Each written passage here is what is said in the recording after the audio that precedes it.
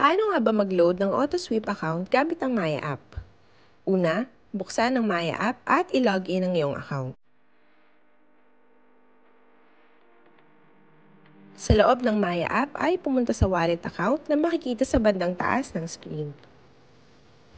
Pangatlong step ay i-click ang More. Mag-scroll pababa at hanapin ang lifestyle na category. Sa loob ng lifestyle ay piliin ang travel.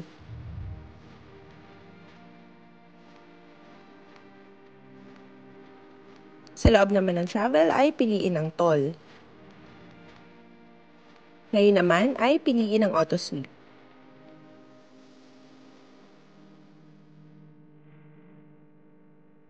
Sumunod ay i-type ang AutoSweep account number at kung magkano ang nais i-load na amount. Paalala na merong 200 pesos na minimum load requirement kaya naman hindi maaaring makapag-load ng bababa sa 200 pesos. Kapag na-type na ang mga detalye ay double check ang mga ito at i-click ang Pay. Mayroong 13 pesos na service charge sa paggamit ng Maya app.